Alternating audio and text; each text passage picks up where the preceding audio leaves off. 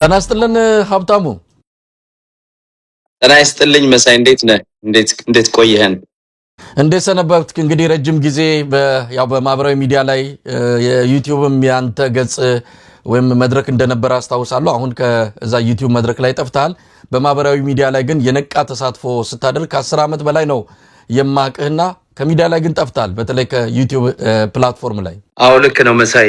ዩቲዩብ እንግዲህ ታውቃለህ አንተም ያው ጠንክረህ አለህ እንጂ ያው ብዙ ሚዲያዎች የኛ ሚዲያዎች ይታፈናሉ ከመንግስት ተቃራኒ የሆንን ሰዎች ብዙ ጊዜ ይሄ ማስ ሪፖርቲንግ ይደረጋል። እሱን ተከትሎ ደግሞ ዩቲዩብ ደግሞ እንትኑ የሲስተሙ ምንድነው ኤአይ ስለሆነ አንዳንድ ጊዜ በደንብ አያጣራውም ሪፖርቶቹን እንደ እውነተኛ አድርጎ የመቁጠር ነገር አለና በዛ ምክንያት ዩቲዩብ ተዘግቷል። ግን አለው ቲክታክ ላይ አለው። ስለ አንተ ቲክታክ ላይ መምጣት አለብና ቲክታክ የዘመኑ ፕላትፎርም ነው። የዘመኑ ልጆች ተቀላቅለናል፣ እዛ ነው ያለነው ብዬ ነው። ወደ ዩቲዩብ ምናልባት ወደፊት እንመለሳለን። እንግዲህ ሀብታሙ ብዙ ነገር እናነሳለን። ዛሬ አዲስ ነገር ነው ይዛችሁ የመጣችሁት፣ የአዲስ አበባ የሚዲያ ካውንስል። እንግዲህ ምን ማለት እንደሆነ ምን እንዳሰባችሁ በዝርዝር የምናወራበት፣ አዲስ አበባ የገጠማትን ፈተና ከምንም በላይ የህልውና አደጋ ኢትዮጵያዊነት የገባበት ጊዜ ላይ ይህንን ጉዳይ አንስታችሁ በመምጣታችሁ በእውነት ትልቅ ነገር ነው ማለት ይቻላል። እስቲ የአዲስ አበባ የሚዲያ ካውንስል ለምን ማቋቋም አስፈለገ? መሳይ በጣም ጥሩ ጥያቄ ነው። እንግዲህ የአዲስ አበባ ሚዲያ ካውንስል መቋቋም ያስፈለገበት ምክንያት እንደምታውቀው የአዲስ አበባ ህዝብ በኢትዮጵያ ላለፉት 30 ወይንም 35 ዓመታት ውስጥ የአዲስ አበባ ህዝብ እንደ ኢትዮጵያ ዜጋ ያልተቆጠረበትና ከፖለቲካ ከኢኮኖሚ የተለያዩ ሴራ ሲሰራበት የነበረ ነው። ህገ መንግስቱን ጨምሮ እንደምታውቀው የአዲስ አበባ ህዝብ ነዋሪ ነው ተብሎ የሚጠቀሰው ታውቃለህ። የአዲስ አበባ ነዋሪዎች ነው የሚሉት። አሁን ከንቲባውም ስታወራ ፕሬዚዳንቱም ጠቅላይ ሚኒስትሩም ሲያወሩ የአዲስ አበባ ነዋሪዎች እያሉ ነው የሚገልጹት። የሌሎቹንስ ደግሞ ስታየው የኢትዮጵያ የብሔር ብሔረሰቦችና ህዝቦች ተብሎ ነው የሚጠቀሰው። የአዲስ አበባን ግን ነዋሪ ነው የሚሉት። እንደ ህዝብ እንኳን እንደ ሀገር ባለቤት አይጠቅሱትም እና በተግባርም ያገለሉበት በህገ መንግስታቸው በስምም በመጣሪያም ራሱ ያው እንደ ነዋሪ የሚቆጥሩበት በተግባር ደግሞ ከፖለቲካ ከኢኮኖሚ ተጠቃሚነት አገለውት እንደውም የተለያየ ጥቃት ሲያደርሱበት የነበረ ህዝብ ነው እና አሁን ሄዶ ግን አሁን ያለንበት ስርዓት ውስጥ መሳይ እንደምታውቀው አዲስ አበባ ላይ በልማት ስም ከፍተኛ የሆነ ካልቸራል እና ኢኮኖሚካል ጄኖሳይድ የተፈጸመ ነው የአዲስ አበባ ህዝብ ላይ። ጄኖሳይድ ሲባል ብዙ ጊዜ ሰዎች የሚያዩት ምንድነው ይሄ ቫዮለንስ የሆነውን የምናውቀውን አለ አይምሯችን ላይ የሚሳለውን በሩዋንዳ ያየነውን አገራችን ውስጥም ብዙ ቦታ ላይ ወለጋ ላይ ባይዘው አዲስ አበባ ላይም ቡራዩ ላይም እንደምታስታውሰው ጄኖሳይድ አይታል። አንተ ምስክር ለአገር ቤት ገብተህ የዛን ጊዜ ያው ስርዓቱ መጠየቅ የለበትም ገና ነው ስለሚባል ስለነበረ ነው እንጂ ምልክቶቹን አይተናል። እና የአዲስ አበባ ህዝብ የህልውና እንትን አለበት፣ የህልውና አደጋ አለበት። በራሱ መሬት ላይ ራሱን ማስተዳደር አይችልም። እንደምታየው አሁን በሚደረገው በልማት ሰበብ ከፍተኛ ዲስፕሌስመንት፣ መሬቱን የመንጠቅ ሀብቱን የመዝረፍ ከዛም አልፎ ተርፎ ደግሞ ጥቃት ቫዮለንስ የሆነ ጥቃት የሚደርስበት ማህበረሰብ ነውና ራሱን አደራጅቶ መብቱን አስከብሮ በራሱ ተወልዶ ባደገበት ከተማ ውስጥ የኢኮኖሚ ተጠቃሚ እንዲሆን የፖለቲካ ተሳትፎ እንዲረጋገጥለትና አዲስ አበባ ህዝብ ላይ የሚደርሰው ማንኛውም የሆነ ሲስተሚክ የሆነ መንግስታዊ የሆነ ስርዓታዊ የሆነ በደል እንዲቆም ነው አዲስ አበባ ሚዲያ ካውንስልን ማቋቋም ያስፈልገን። መሳይ እነማን ናችሁ እናንተ? እንግዲህ የሚዲያ ካውንስል ሲባል በሚዲያ ዘርፍ የተሰማራችሁ የተለያዩ ጋዜጠኞች፣ አክቲቪስቶች ልትሆኑ እንደምትችሉ ይገመታል። እነማን ናችሁ ግን? የአዲስ አበባ ሚዲያ ካውንስልን ያቋቋምን ሰዎች መሳይ አዲስ አበባ ተወልደን ያደግን የምንተዋወቅ ልጆች ነን። ያው ለመጀመሪያ ያህል ወደፊት ሁሉንም ኢትዮጵያኖች የአዲስ አበባ ጉዳይ የኢትዮጵያኖች ሁሉ ጉዳይ ነው ብለን ነው የምናስበው። ተያያዥነትም አለው። የኢትዮጵያ የመብት ጥያቄዎች ሁሉ ከአዲስ አበባ ለምሳሌ አማራ ክልል የሚደረገው የመብት ጥያቄ ከአዲስ አበባ ህዝብ ጋር ይያያዛል። ትግራይ ክልልም ኦሮሚያ ክልልም ሁሉም ክልል ላይ የሚደረገው የመብት ጥያቄ የመብት እስከሆነ ድረስ የእኩልነት እስከሆነ ድረስ የፍትህ እስከሆነ ድረስ ከሁሉም የኢትዮጵያኖች የመብት ጥያቄ ጋር የሚያያዝ ነው። የሚሰላሰል ነው። የተለየ ነገር አይደለም። ግን የአዲስ አበባ ብለን የተደራጀንበት ምክንያት አዲስ አበባ ላይ አሁን በምታየው ሁኔታ በልማት ስም ማስ ዲስፕሌስመንት አለ። የአዲስ አበባ ህዝብ ተወልዶ ካደገበት መሬቱ ላይ ይነቀልና ዳር ወጥቶ ለምሳሌ 40-50 ሚሊዮን ብር የሚያወጣ መሬቱን ተነጥቆ የራሱ የግል ይዞታ የሆነውን ተነጥቆ ፈርሶበት በ5 ሚሊዮን ብር ኮንዶሚኒየም ውስጥ እንዲገባ ይደረጋል። ይሄ ምንድነው? ሀብት ዘረፋ ነው የሚደረገው። ገብቷል? ኮምፕሊትሊ ከተማውን ህዝቡን ዳሃ የማድረግ ስራ ነው የሚሰራው። ወዶ የሚያደርገው ነገር አይደለም። በልማት የተባለ ህዝቡን ዳር አውጥቶ ይመጣልና መሬቱን የመንጠቅ ስራ እየተሰራ ስለሆነ ይሄንን እንዲቆም ነው እኛ የተደራጀነውም ልጆች ደግሞ በአዲስ አበባ ነዋሪነት የምንተዋወቅ አብረን ያለን አክቲቪስቶች የሚዲያ ሰዎች ነን። ይሄንን ስራ እየሰራን ያለ ነው። መሳይ የት ነው ያላችሁት? አድራሻ አላችሁ ወይስ በመላው ዓለም በዚህ ጉዳይ ላይ ተስማምታችሁ የተሰባሰባችሁ የአዲስ አበባ ልጆች ናችሁ ይሄንን የሚዲያ ካውንስል ያቋቋማችሁት? አድራሻ አላችሁ? አድራሻ በመላው ዓለም ነው የምንኖረው። ያው የኢትዮጵያ መንግስት እንደምታውቀው ኢትዮጵያ ውስጥ በነጻነት ሐሳብን የማራመድ መብት የለም። ታውቃለህ፣ ሐሳብን በነጻነት የመግለጽ የሚዲያ ስራ መስራት፣ መንግስትን መቃወም፣ መብትን ለመጠየቅ ኢትዮጵያ ውስጥ ስለማትችል እንግዲህ ኢትዮጵያ ውስጥ ከኛ ጋር የሚሰሩ ሰዎች አሉ፣ በህቡ የተደራጁ ናቸው እነዚህ ሰዎች። እኛ ደግሞ በውጭ ያለ ነው በፊት ለፊት ወጥተን የአዲስ አበባን ህዝብ የመብት ጥያቄ በአደባባይ ይዘን የወጣን የአዲስ አበባ ተወላጆች ነን ማለት ነው። የተለያዩ አክቲቪስቶች በሚዲያ ላይ የሰሩ ሰዎች ታዋቂ ግለሰቦችም ያሉበት አደረጃጀት ነው። መሳይ እንግዲህ ሀብታሙ ውስጥ ስለ መሰረታችሁት ካውንስል በጥልቀት በስፋት እንነጋገራለን። እስቲ አዲስ አበባ ያለበትን ችግር እንደው በዝርዝር መነጋገር ከተቻለ እንግዲህ እናንተ አዲስ አበባ ተወልዳችሁ ያደጋችሁ ስነ ልቦናችሁ የአዲስ አበባ ከአዲስ አበባ ከፍ ካለም ኢትዮጵያዊነት መለያ ቀለማችሁ የሆነ እኛ ምንም እንኳን የክፍለ ሀገር ልጆች ብንሆንም አዲስ አበባን ግን የጋራ መለያችን ምልክታችን የኢትዮጵያ ብቻ አይደለም የአፍሪካም ጭምር ትልቅ መናኸሪያ የሆነች ከተማ ናት። ዛሬ አንሳ በአንድ ዘውግ በአንድ ማንነት ስር ያሉ ሰዎች ጠርንፈው አፍነው ቀለሟን እያጠፉ ታሪኳን እየበረዙና አዲስ የሚሉትን ማንነት ለመጫን ሰፊ ስራ እየሰሩ እንዳለ እንደው ባጭሩ መገለጽ ከተቻለ እናንተ እንዴት ነው አዲስ አበባ ላይ የመጣውን መከራ ማአት የምትገልጹት? በጣም የሚገርም ነው መሳይ። እንደምታውቀው አዲስ አበባ ህዝብ ላይ መሬቱን መንጠቅ ብቻ አይደለም፣ በአጠቃላይ ልክ እንዳልኩ መሬቱ ላይ እኔ ፎከስ ማድረገው ምን መሰል አንድን ማህበረሰብ ሳይኮሎጂካሊ እንደገና ፊዚካሊ በአጠቃላይ ኢኮኖሚካሊ ይሄንን ማህበረሰብ ድሃ የአይምሮ ነው ህብረቱን ይሄ ሶሻል ፋብሪኩን ትስስሩን ለመበጣጠስ ትልቅ ይሄ በካልቸራል ጄኖሳይድ ነው የሚባለው። በአጠቃላይ አንድን ማህበረሰብ ዲስፕሌስ ነው የምታደርገው ወይንም አንድን ማህበረሰብ ሆን ብለ ለመጉዳት ሲስተሚክ የሆነ ይሄ በየትኛው በብዙ ዓለሞች መሳይ ተደርጓል። በልማት ሰበብ የሚደረጉ ነገሮች አሉና አዲስ አበባን ልክ እንዳልከው አንተ ይሄውን ያለው ስርዓት አዲስ አበባን የሚያይበት መነጽር የተለየ ነው።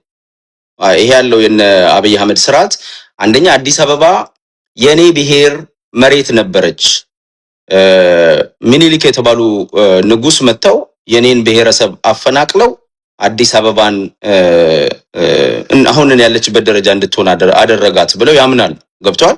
ስለዚህ አሁን ለነሱ ጀስቲፋያብል ነው አሁን የሚያደርጉት ነገር። ገብቷል? እንግዲህ እግዚአብሔር ያሳየ አዲስ አበባ ከተቋቋመ 130 140 አመቱ ነው አይደለም? ረጅም ጊዜ ነው። እና በዚህ ጊዜ ሂደት ውስጥ አዲስ አበባ from the scratch በሚባል ሁኔታ ዛሬ ያሳየው ቪዲዮ ላይ ስታይ ዋናው ሜሴጃችን ምንድነው? አዲስ አበባ ሲቋቋም ጥቂት ሰዎች የነበሩበት ነው። መሬቱ ይታወቃል። ባዶ መሬት ነው፣ ጫካ ነበረ። ጥቂት ገበሬዎች ኦሮሞም፣ ትግሬዎችም፣ አማራዎችም ጉራጌዎችም የነበሩበት ግን ጥቂት ኢትዮጵያኖች የሚኖሩበት መሬት ነበር። ያ መሬት ተስፋፍቶ ያ መሬት አድጎ ግንባታ ተመስርቶበት ከተማ አድጎበት እዚህ አሁን የደረሰበት ሰፊ እድገት ላይ የደረሰችበት ከተማ ነው ያለው እና እዚህን ከተማ ኮምፕሊትሊ የውሸት ፋብሪኬትድ የሆነ ስቶሪ አምጥተ ይሄ የኔ ብሔር መሬት ነው ብለ እንግዲህ የብሔር ማንነት የብሔር ፖለቲካ የመጣው በኢትዮጵያ ውስጥ መሳይ በኔና ባንተ እድሜ ነው ይታወቃል አይደል? ኢህአዴግ ነው ይዞት የመጣው። ከዛ በፊት ኢትዮጵያኖች የኢትዮጵያ ብሔር ብሔረሰቦች ከአንዱ ቦታ የተንቀሳቀሱ ሰፊ መሬት ሊይዙ ይችላሉ። አይደለም ይንቀሳቀሳሉ። ይሄ ደግሞ የዓለምም ታሪክ ነው ባይዘው ገብቷል። ዓለም ሁሉ እንደዚህ ነው የተሰራው። አንድ ማህበረሰብ ይንቀሳቀሳል፣ መሬት ላይ ይሰፍራል፣ ያንን ግዛት ያጸናና ይሄዳል። ሌሎች ይመጣሉ፣ አብረው ይኖራሉ፣ ይቀላቀላሉ። ሀገር እንዲህ ነው የሚሰራው እና ኢትዮጵያ ውስጥ አንድ ቦታ ስፔሲፊክሊ ይሄ ቦታ የዚህ ብሔር ነው ተብሎ ሊግል እየወሰደ አንድ ብሔር ከመንግስት ጋር ተዋውሎ ወይንም ደግሞ እግዚአብሔር ከሰማይ አውርዶት ያንን ማህበረሰብ እዚህ መሬት ያንተ ነው ብሎ የሰጠው የለም። ገብቷል አባባሌ? ኢትዮጵያ ውስጥ ከጊዜ ሂደት በጊዜ ሂደት ቴንክ ዩ በጣም አመሰግናለሁ። ቪዲዮም ገላጭ ነውና ይሄ በደንብ የሚያሳየው ነውና በጊዜ ሂደት የተለያዩ ብሔሮች የተለያዩ ዜጎች ከቦታ ቦታ ተንቀሳቅሰው ሀገር ያለማሉ፣ ቦታ ላይ ይሰፍራሉ፣ ይኖራሉ። እንደዛ ነው የሆነው እና የአዲስ አበባ ሂደት ከዚህ የተለየ አይደለም። የአዲስ አበባም ህዝብ ይሄን ነው ታሪኳም ይሄን ነው የሚመስለው እና አዲስ አበባ ላይ ግን ይሄ አሁን ያለው ስርዓት አዲስ አበባ የኔ ብሔር መሬት ነች ብሎ ስለሚያስብ የአዲስ አበባን ህዝብ ከመሃል ለማፈናቀል ፕሮጀክት ነድፈዋል። በኔ አንደርስታንዲንግ አንተም ትረዳለህ ብዬ አስባለሁ። ለምሳሌ አንዳንድ ቦታዎች ላይ ኦሮሚያ ክልል ላይ በወለጋ በለገጣፎ ቡራዮ ኦሮሚያ ክልል አዲስ አበባ ዙሪያ የሚባለው ላይ ካየ ለውጡ እንደመጣ ቤቶች በ60 ሺህ ቤቶች ነው የፈረሱት። አንተም ታስታውሳለህ። ለገጣፎና ቡራዮ በግሬደር ነው የፈረሱት። ወዲያው በቃ ህዝቡም ወዲያው ተበተነ። አሁን ግን ያ ህዝብ ላይ የፈጠረው ነገር አለ። ያ ህዝብ ላይ የፈጠረው ቁጣ አለ መሰል ሰው ምንድነው ማድረግ የተፈለገው? አሁን ፓርክ መስራት። ከተማው ላይ ሰፊ መሬት ታፈርሳለ። ካሳንቺስ የሚባል ትልቅ መንደር አዲስ አበባ ህዝብ የአዲስ አበባ ነዋሪ ለረጅም ዓመት የኖረበትን ተሳስሎ በአንድነት በፍቅር የሚኖርበትን ከተማ ተነቅለና የተለያየ ቦታ ተጠላቸዋል። መሬታቸው ሰፊ ያ መሬት እንግዲህ ቫልዩን ታያለ መሳይ አዲስ አበባ በመሬት ይዞታዋና በመሬት ቫልዩ ከኒውዮርክ የበለጠ የአዲስ አበባ መሬት ከኒውዮርክ የበለጠ ዋጋ አለው። መሀል ከተማ ላይ ያለው ቫልዩ ኒውዮርክ ከተማን የበለጠ ቫልዩ አለ መሬቱ ማለት ነው። እና ስትነጥቅ ምንድነው የምትነጥቀው? የ40 ሺህ አንድ ሰው የሚይዘውን መሬት ትንሽዬ መሬት 40 ሚሊዮን 50 ሚሊዮን የሚያወጣውን መሬት ትነጥቅና አንተ 1 እና 2 ሚሊዮን ብር ተሰጠውና ትንሽዬ ቁራሽ መሬት ተሰጠውና እዚህ ጋራ ቤት ስራና ግባ ትለዋለህ። ወይንም ኮንዶሚኒየም ባለ አንድ መኝታ ቤት ኮንዶሚኒየም፣ ባለ 2 መኝታ ቤት ኮንዶሚኒየም ሰጠዋለህ። እነዚህ ሰዎች ግቢ ያላቸው ቢዝነስ ያላቸው ባይዘው አዲስ አበባ ላይ ምን መሰለ መሳይ እየፈረሰ ያለ የአዲስ አበባ ህዝብ የሚፈርስበት መሬቱ ቤቱ ብቻ አይደለም ቢዝነሱ ጭምር ነው። ታውቃለህ አዲስ አበባ አንድ ሰው ቤቱ አካባቢ ላይ ቢዝነስ ይሰራል። ወይ ሱቅ ይኖረዋል፣ ወይ ስጋ ቤት ይኖረዋል፣ ወይንም ደግሞ የሚኖርበት ቤት ላይ ሌላ አከራይቶ ቤቱን ይኖራል። እና ይሄ ላቭሊሁዱን የሚኖርበትን ኑሮን ሁሉ ማመሰቃቀል ነው የተያዘው። ቀላል የሆነ መሳይ ቀላል የሆነ ችግር አይደለም አዲስ አበባ ላይ ያለው። አሁን ህዝቡ አንደኛ በማስፈራራት ገብቷል። ጄኖሳይድ ቡራዩ ላይ የተደረገው ጭፍጨፋ የአዲስ አበባን ህዝብ ፓኒክ አድርጎታል። ይሄ የዛሬ 8 ዓመት የተደረገ ነው ካየ እና አዲስ አበባ ህዝብ አሁን ይሄ ስርዓት መብታችንን ብንጠይቅ በአንድ ናይት ተነስቶ ሊጨፈጭፈን ይችላል ብሎ ያምናል የአዲስ አበባ ህዝብ።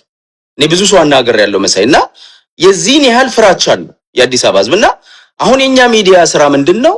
አንደኛ ህዝቡን በተደራጀ ሁኔታ መብቱን እንዲያውቅ ያለበትን እየደረሰበት ያለውን ነገር ይሄ ለልማት ነው ተብሎ የሚባለው ነገር ብልጭልጭ ነገሩንም ብዥታ ይፈጥራል። ታውቃለህ አይደል መሳይ? አንዳንዴ እውነት ይመስላል እኮ አዳነች አበቤ ወጣ የምታሳየው ከተማው መብራት በመብራት መሆኑ ፓርክ መሰራቱ ለልጆች መጫወቻ መሰራቱ ያ ዲሰፕሽን ይፈጥራል። አዎ እየሰራ አይደል እንዴ? ጠቅላይ ሚኒስትሩ እየሰራ ነው። አዳነች አበቤ እየሰራች ነው። ለምን የምትቃወሙት? ከተማው እየለማ ነው። ቆሻሻ ነገር ነው ደግሞ እየጸዳ ያለው ይሉሃል።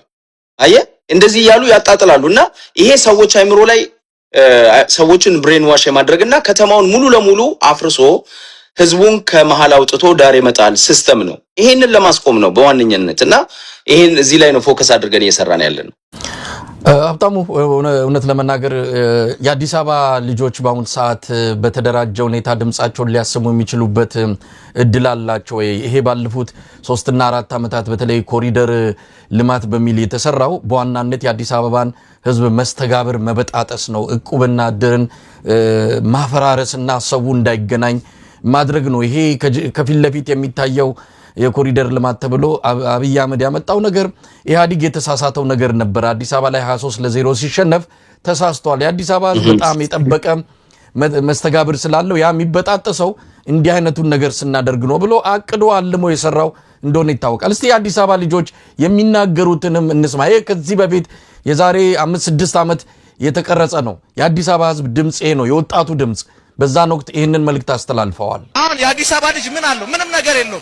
ሌላው ክልል ላይ መሬት አለው፣ ቦታ አለው፣ ምን አለው? እኛ አዲስ አበባ ልጆች ምን አለን? ኮንዶሚኒየም እንኳን ለማግኘት ታግለን ተሸክመን ውዝድርና ሰርተን ነው አንድ ቤት ለመያዝ አይደል ያለን። ሌላው ግን አገሩ ላይ መሬት አለው፣ እርሻ አለው፣ ሁሉ ነገር አለው።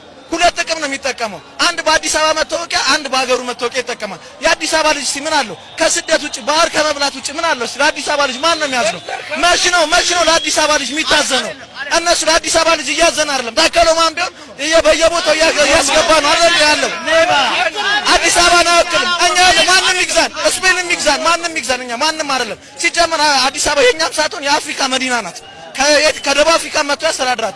ግን የአዲስ አበባን ህዝብ የአዲስ አበባ ልጅ ጥቅም ማስጠበቅ አለበት። ልክ የኦሮሚያ ወይ የአማራ ጥቅም እንደሚጠበቀው የኛ ጥቅምስ መች ነው? የአዲስ አበባ ልጅ መች ነው ተጠቃሚ የሚሆነው? በፖለቲካው ሁሌ የአዲስ አበባ ልጅ የሆነ ነገር ሲባል አዲስ አበባ የአዲስ አበባ ልጅ ነው እንደዚህ ናቸው የሚባለው ማን ነው?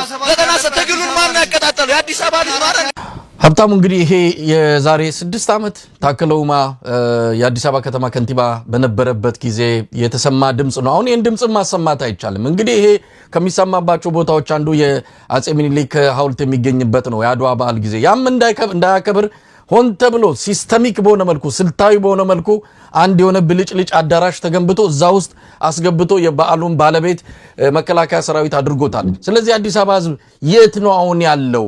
እውነት ታገኙታላችሁ ወይ? እስር ቤት ነው ያለው ወይ አገር ጥሎ ተሰዷል ወይ ደግሞ በተበታተነ ሁኔታ ድምጹን አጥፍቶ ነው ያለውና የአዲስ አበባ ትንፋሽ ሊሰማ የሚችልበት ሁኔታ አለ በአሁን ሰዓት።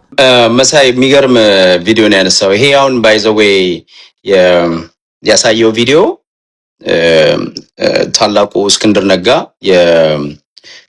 አሁን በአማራ ፋኖ ትግል ውስጥ ያለው እስክንድርን መቼም ላንተ አላስተዋወቀም፣ ግን እስክንድር ባልደራስ ብሎ ነው እነዚህ ወጣቶች የሰበሰበው።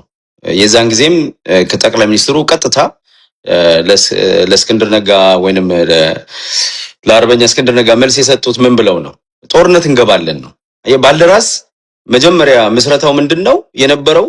የአዲስ አበባን ህዝብ አነሳስቶ ሊመጣ የነበረውን ይሄ ካልቸራል ጄኖሳይድ፣ ኢኮኖሚካል ጄኖሳይድ፣ ዲስፕሌስመንት ተረድቶ ነበር ታላቁ እስክንድር ነጋና ይሄ ለማስቆም ጥረት አድርጓል። አልቀጠለበትም ድርጅቱ። እሱም እዛ ላይ ብዙ የደረሰበትን ነገር ታውቃለህ። ስር ገጠመው ምን አለው።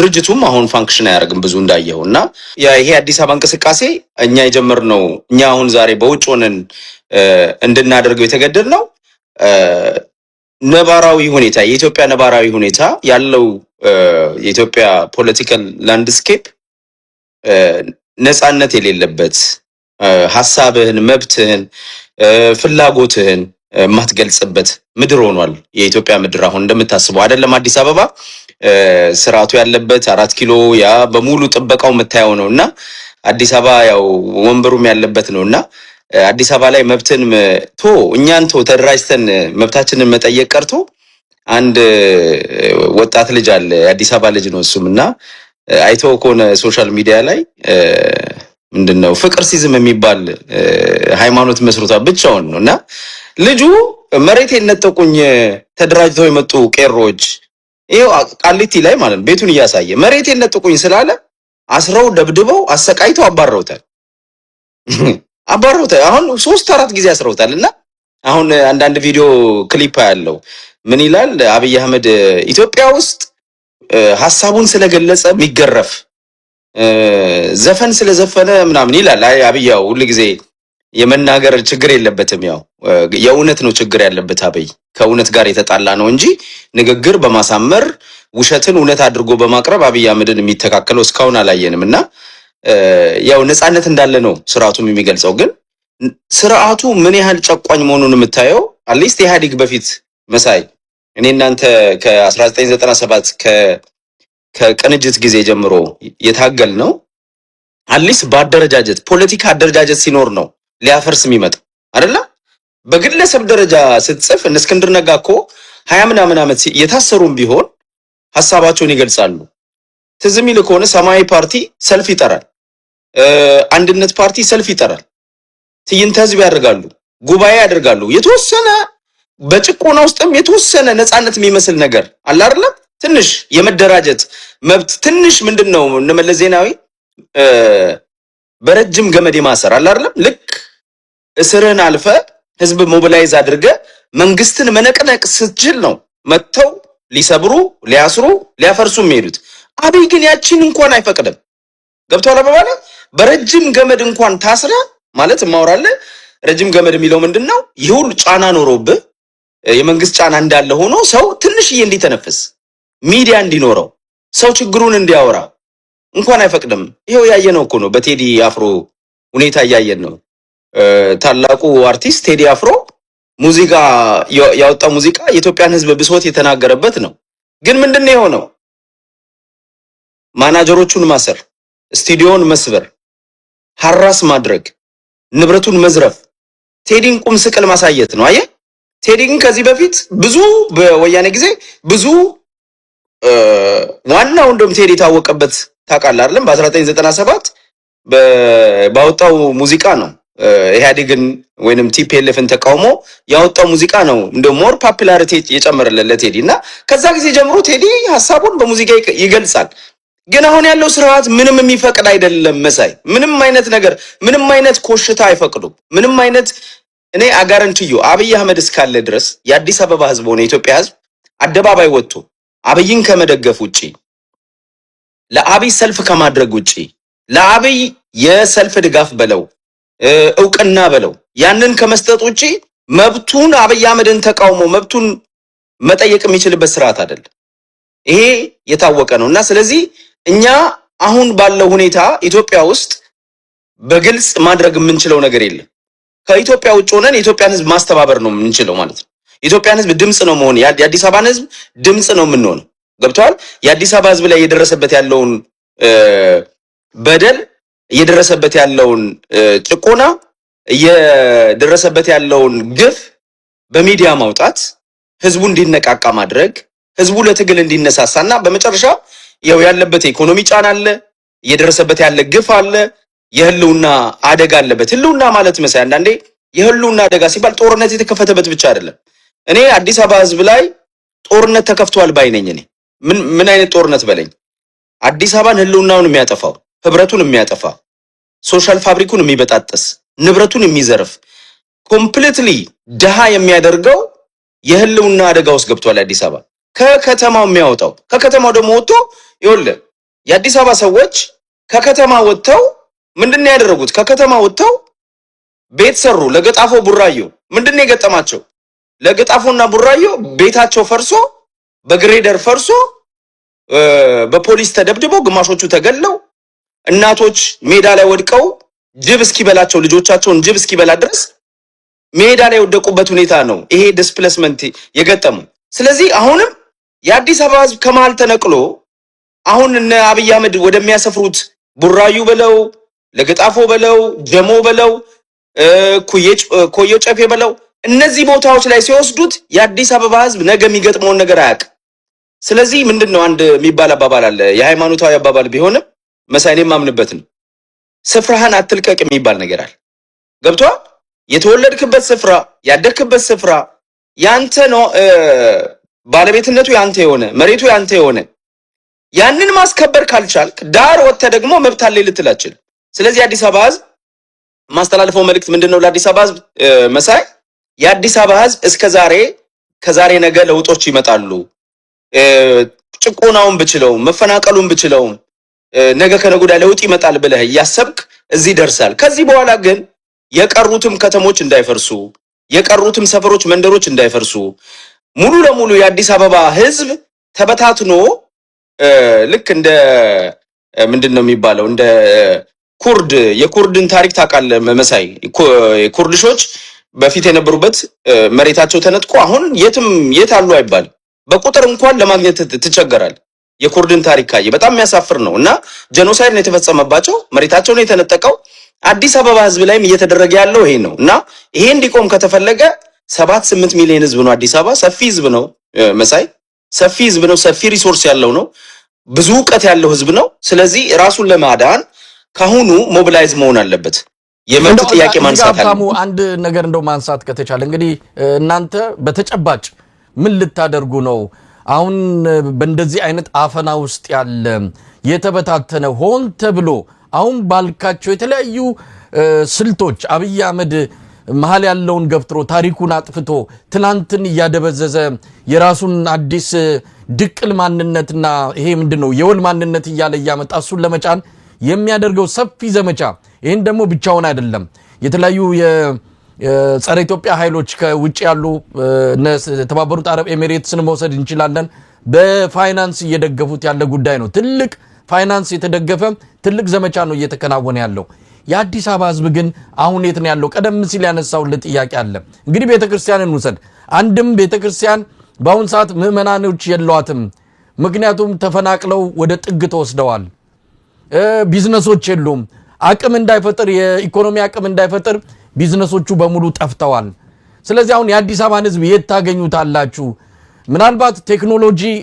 ምስጋና ይግባውና በዛ አማካይነት የታፈነውን ህዝብ ድምጽ በቴክኖሎጂ አማካይነት ልሰበስቡት ይችላልላችሁ ግን የት ነው እንዲ ነው ብላችሁ የአዲስ አበባን ህዝብ የልብ ትርታ ልታዳምጡ የምትችሉበት መንገድ አለ ወይ ከመበታተኑና በየቦታው ከመሰራጨቱ ጋር ተያይዞ ተበትኗል የአዲስ አበባ ህዝብ አሁን ሰዓት መሳይ ልክ ነህ የአዲስ አበባ ህዝብ ትናንት የነበረው ህብረት የለውም ትናንት የነበረው ሶሻል ፋብሪክ ጥንካሬ አንድነት ገባ በሰፈር ውስጥ የመገናኘት ኔትወርኩ ሶሻል ኔትወርኩ የለውም ተበጣጥሷል ልክ ነህ የሚኖርበት ከተማ ላይ የሚኖርበት መንደር ላይ ራሱ ሰላዮች ብዙ ተቀምጠው አዳዲስ ሰዎች ገብተው በጥርጣሬ ውስጥ ነው መግባታቸው ነውር ነው ይያልና አይደለም አዲስ አበባ ሁሉንም ዌልካም ታርጋለች መሳይ ታውቃለህ የአዲስ አበባ ህዝብ ዛሬ መጣ አዲስ አበባዊ ነው የምትሆነው የአዲስ አበባ ህዝብ ይረዳሃል ስራ ይፈልግልሃል መንገዱን ያሳይሃል አዲስ አበባ እንደዚህ ነው ታውቀዋለህ እና አዲስ አበባ ለሁሉም ኢትዮጵያዊ ቤት ነች የሁሉም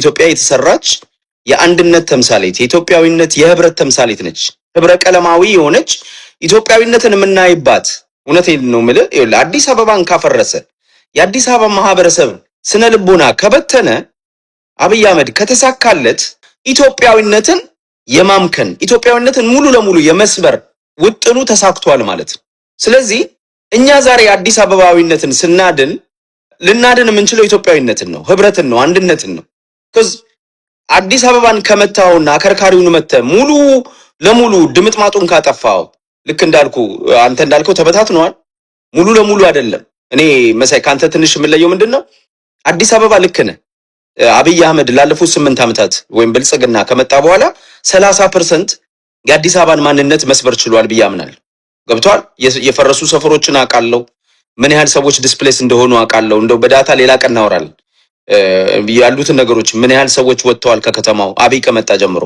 እና ምን መሰለኛ ወደፊት እንደውም መሳይ አንድ ማድረግ ያለብን አንተም በዚህ አጋጣሚ እኔ በህዝብ ፍለፊት የምጠይቅ ምንድነው እንዳንተ ያሉ ሰዎች አንተ በጣም በኢትዮጵያዊነት የምናቀ አሁን ያው በፊት እኔ ስርዓቱን ስደግፍ ትንሽ ተቃውሜ ነበር ታውቃለህ እንግዲህ በጣም ከምንድነው የሚባለው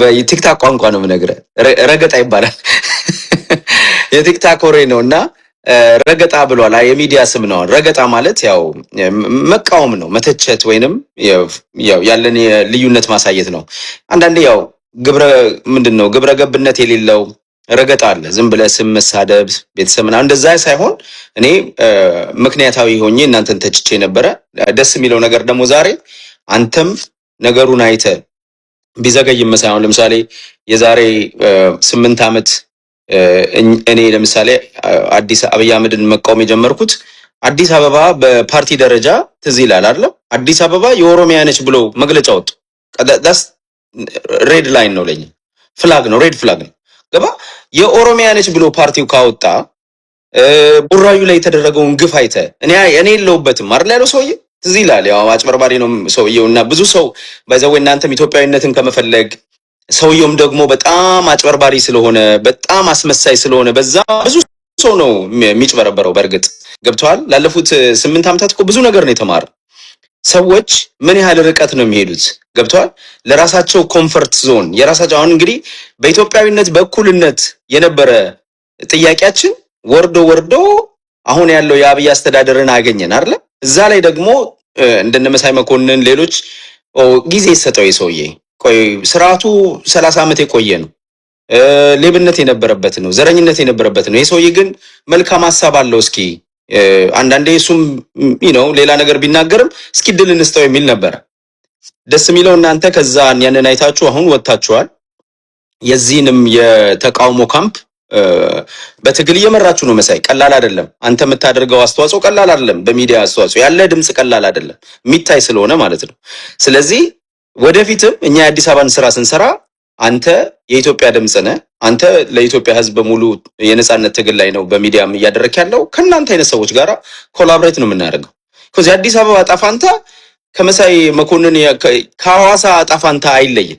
ገብቷል? የአዲስ አበባ ከመቀሌ አይለይም፣ ከባህር ዳር አይለይም።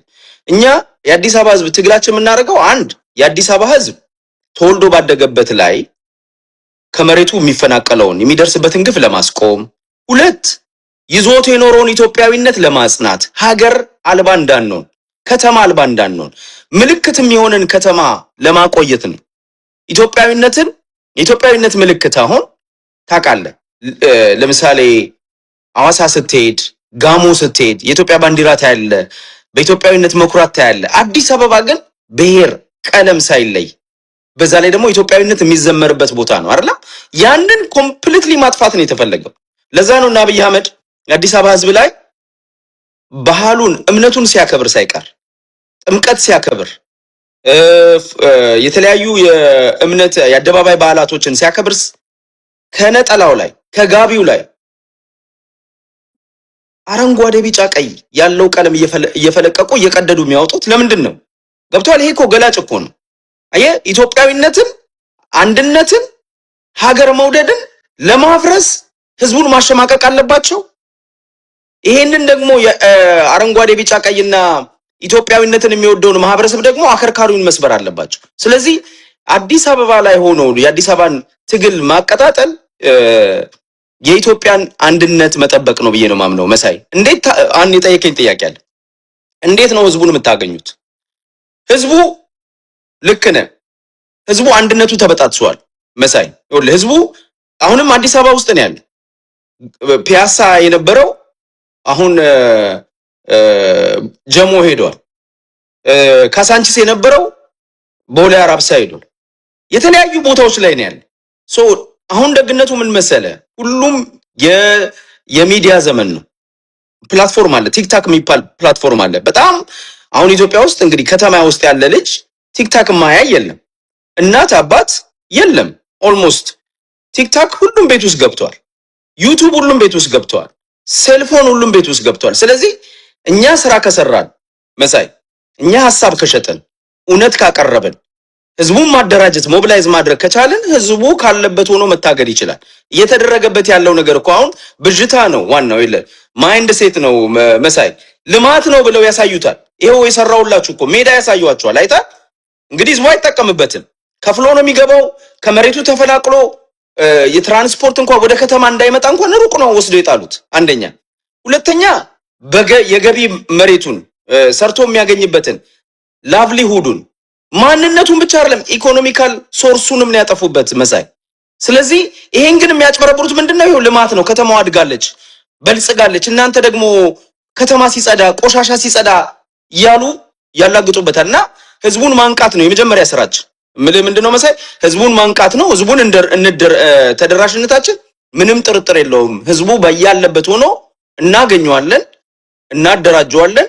ግን እኛ አጥንደደይ ምንድነው ፈረስ ያደርሳል እንጂ አይዋጋም ነው አይደል? ህዝቡ ራሱን ሞቢላይዝ ማድረግና ለራሱ መብት እኔና መሳይ አንተ በቀን 3 ትበላለህ፣ በቀን 3-4 ጊዜ ሻወር ትወስዳለህ፣ ቫኬሽን መሄድ ትችላለህ፣ ከአንድ 2 ቤት ገዝተህ መኖር ትችላለህ።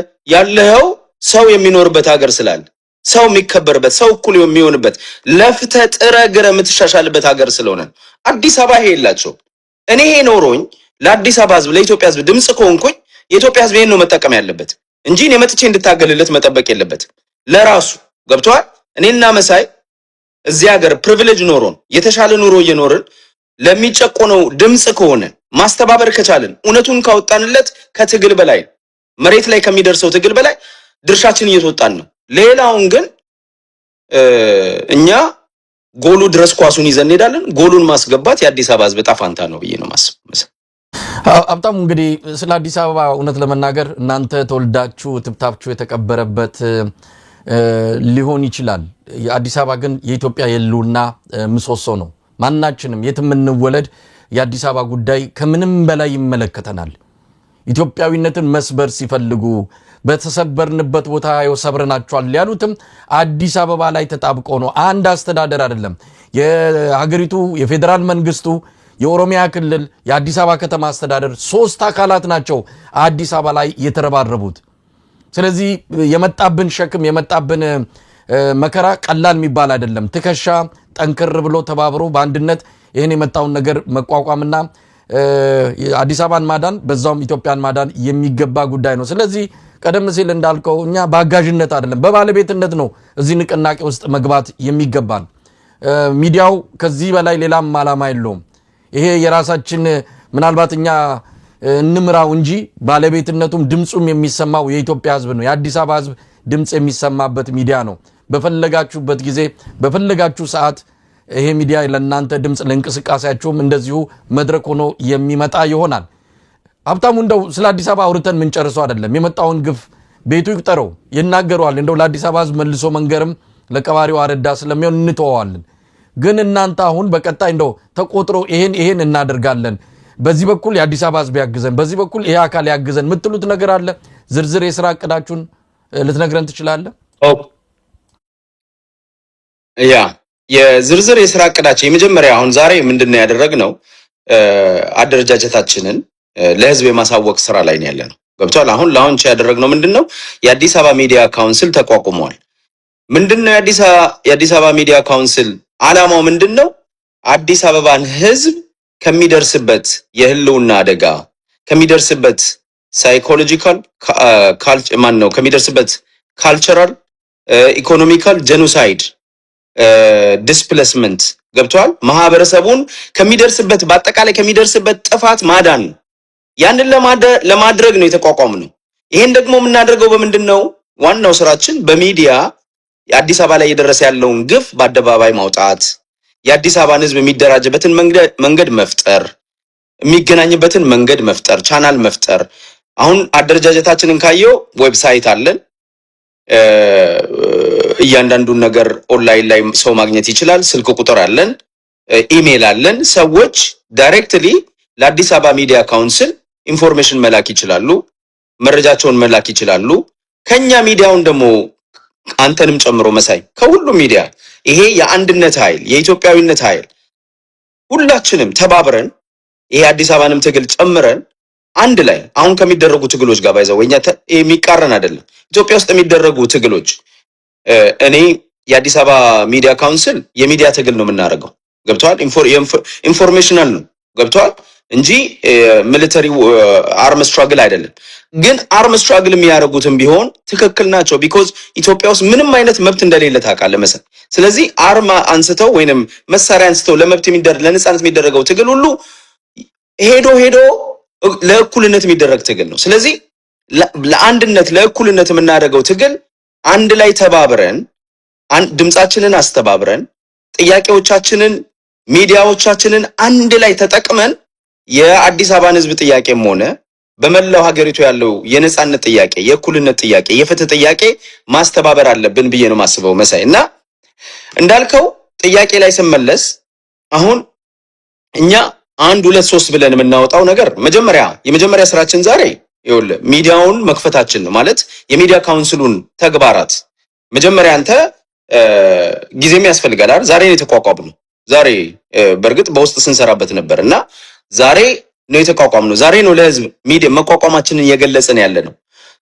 በቀጣይ የሥራ ድርሻችንን ዓላማዎቻችንን እናውቃለን። በእርግጥ አሁን ዓላማችን ይታወቃል። የተቋቋምንበት ዓላማ ምንድነው? ህዝቡን ማደራጀት፣ እየደረሰበት ካለው ግፍና መከራ ራሱን አደራጅቶ እንዲታገል የሚዲያ ስራ የመስራት ነው። ለሚዲያ የሚዲያ ከቨሬጅ መስጠት በሚዲያ ህዝቡን ሞቢላይዝ የማድረግ ነው ዋናው አላማችን ማለት ነው። መሳይ ዋናው ስራችን ሚዲያ ላይ የአዲስ አበባን ህዝብ ጥያቄ አደባባይ ላይ ማውጣት፣ እየደረሰበት ያለውን ግፍ መናገር፣ ህዝቡን ማስተባበር፣ ህዝቡን አንድነቱን እንዲፈጥርና መብቱን እንዲጠይቅ ማድረግ ነው ትልቁ አላማ። አስምርበት ይሄ ነው የአዲስ አበባ ሚዲያ ካውንስል ስራ። ገብቷል? ህዝቡ እየደረሰበት ያለውን ነገር አውቆ ባለው ዘመኑ በፈጠረው ቴክኖሎጂ ተጠቅሞ ያሉትን ፕላትፎርሞች ተጠቅሞ እርስ በራሱ ተገናኝቶ ትናንት እንደነበረው ትናንት ሰፈር ለሰፈር ይገናኝ የነበረው የአዲስ አበባ ይሄ ኢንዲጂነስ አዲስ አበባ ተወልዶ ያደገው ልጅ አብሮ ትግሉን አጧጥፎ ነፃነቱን የሚያገኝበትን ነገር እንዲፈጥር ነው ዋናኛ መቋቋም አላማ እዛ ላይ ነው። በቀጣይ ግን 1 2 3 ብለን የሥራ ምንድነው ግቦች አሉ፣ ምናስፈጽማቸው ግቦች አሉ፣ ምንሄድባቸው ነገሮች አሉ። አንተ ሚዲያ ላይ መተን እነዛን ነገሮች በዝርዝር ምናቀርብ ይሆናል። መሳይ ትልቁ ግባችን የሚዲያውን መቋቋም የማብሰር ላይ ነው። እሱ ነው የዛሬ ትልቁ ግባችን እና ወደፊት ግን ልክ እንዳልኩ 1 2 3 እንዴት ነው የምታረጉት፣ እንዴት ነው ሚዲያው ወደፊት እንዴት ነው የሚሰራው የሚለውን ነገር አሁን አደረጃጀት ተመስርቷል። ልክ እንዳልኩ ሚዲያው ወደ 14 ስራ አስፈጻሚዎች አሉት፣ ቸርመን አለው፣ ምክትል ቸርመን አለው። እነዚህ ሁሉ አደረጃጀቶቹን እየዘረጋን ያለ ከዚህ በኋላ ደግሞ ወደ ስራ ስንወርድ አንተ ጋር መተን ያለውን የስራ አፈጻጸም እንደገና ደግሞ ፕላን ያደረግናቸውን ነገሮች ካንተ ጋር የምንወያይባቸው ይሆናል። ለህዝቡ የምናሳውቅ በራሳችን ፕላትፎርም የምናሳውቅ ይሆናል። መሳይ